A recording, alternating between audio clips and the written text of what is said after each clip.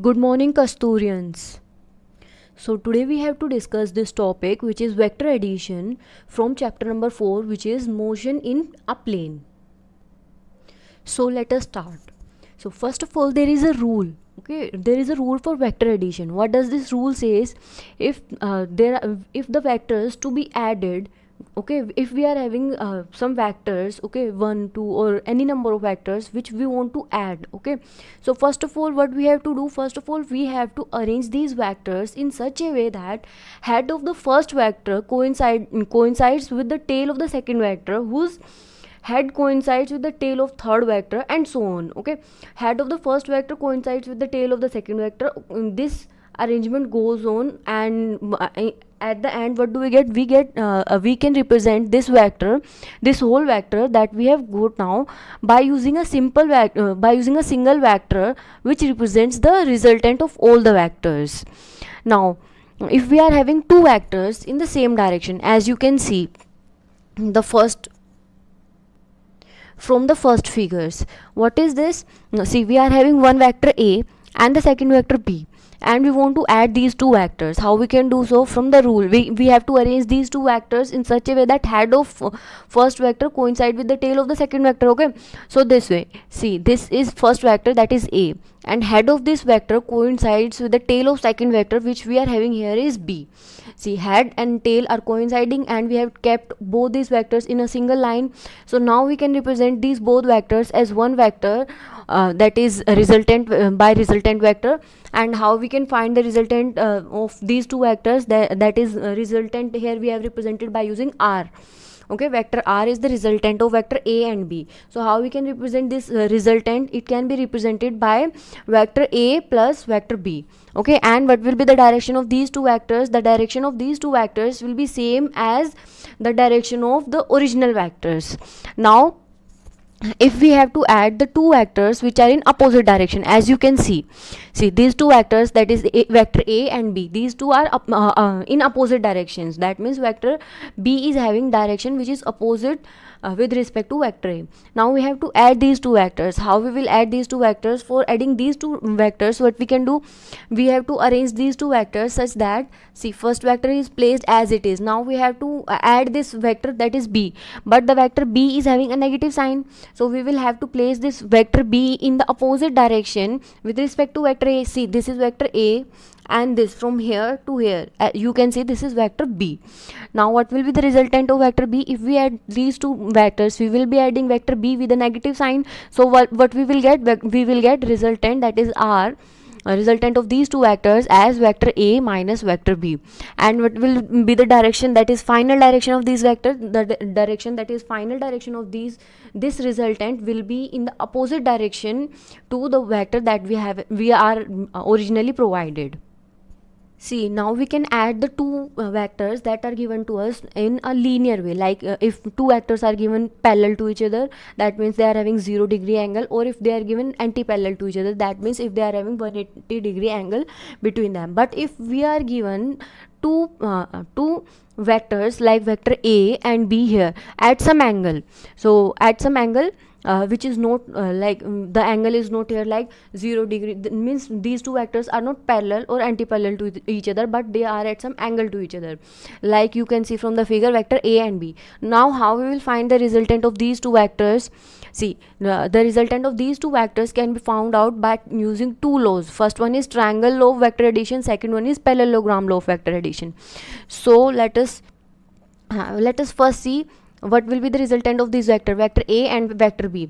See, first let us discuss this using triangle law vector addition. What does this triangle law vector addition states?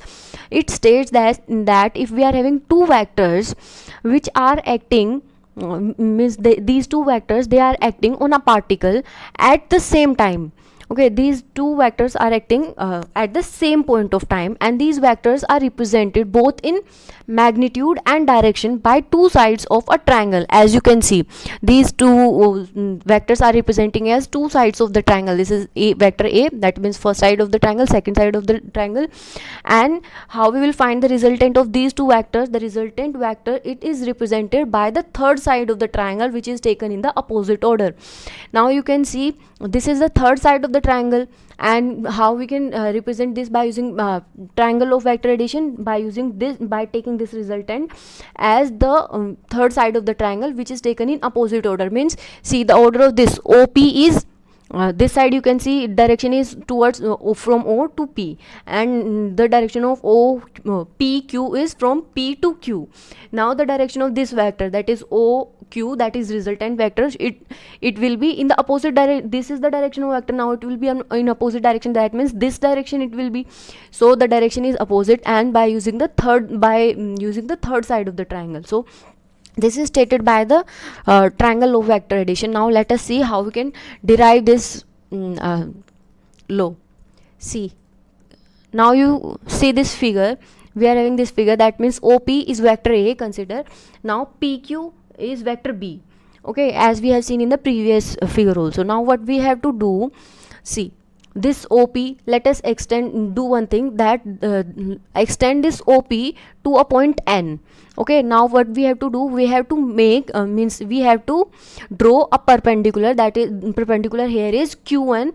Q1 is drawn perpendicular to the side of this triangle, this OP, which is extended. Okay, so we can say this Q1 is perpendicular to the extended OP.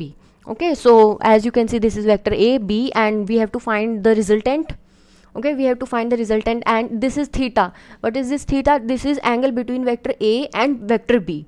Okay, if we place this OP, or we can say if we place this OP, or you can see simply here also, this OP is only extended, so this theta is angle between vector A and vector B. Now as you already know that this OP is vector A, PQ is vector B, OQ is vector R, and N, P and Q is angle theta. And now what we have to do, first of all, let us consider this triangle. This is Q, N and P, and what we have to do, we have to find cos theta in this triangle. What is the value of cos theta? Cos theta is base upon hypotenuse. Okay, and what is base in this triangle? As you can see, base is Pn is base and hypotenuse is PQ. Okay, so how we can write, see here, cos theta is Pn upon PQ, that is base upon hypotenuse.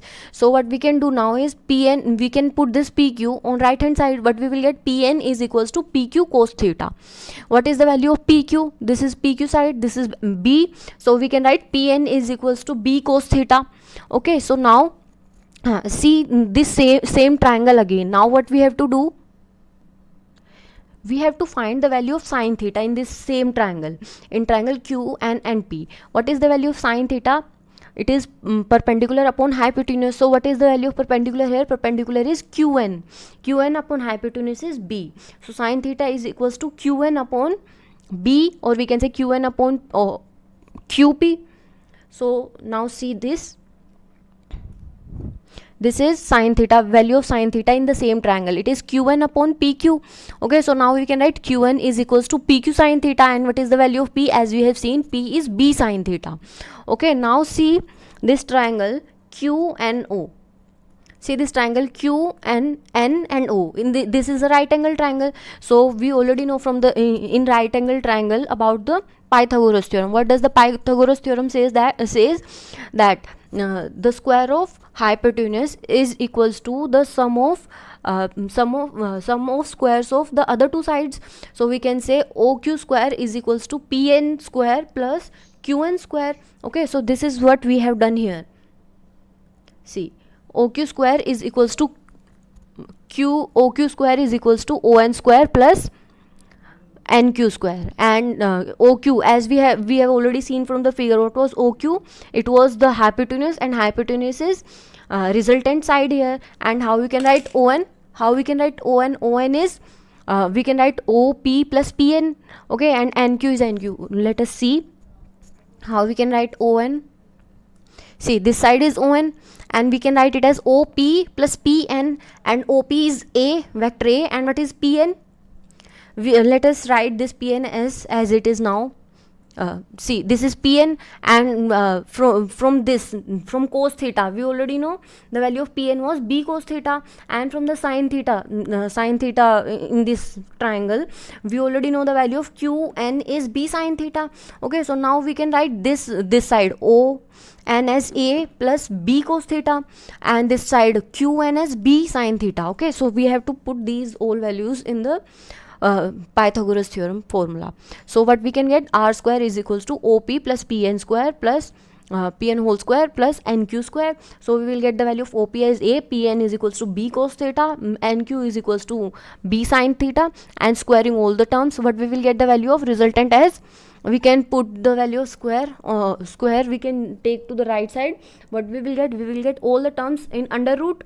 Okay, and after solving all these terms, that is a plus b cos theta whole square plus b sin square theta whole square, we will get this term. Okay, you can simply use the formula of a plus b whole square here, and simply by using b square sin square theta and solving this term, you will get this value of resultant. Okay, now we have to find the angle between vector r and vector a. What is the, from the figure you can see the angle between vector r and vector a, it is angle beta. Okay, we have assumed this angle beta, and now we have to find the value of this this angle which is beta. So from this triangle O, Q and N, what you can say about the tan beta of this triangle, what will be the value of tan beta? Tan beta is equals to perpendicular upon base, and what will be the value of, what is the perpendicular in this triangle? Perpendicular is qn, and what is the value of base? Base is on.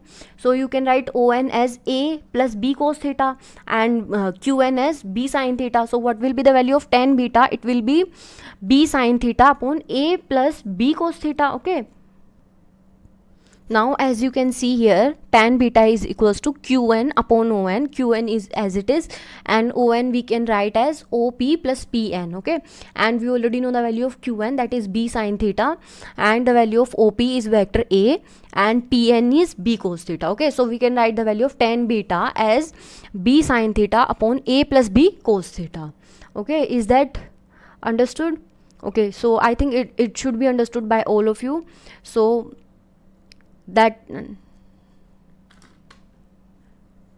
that's all for today.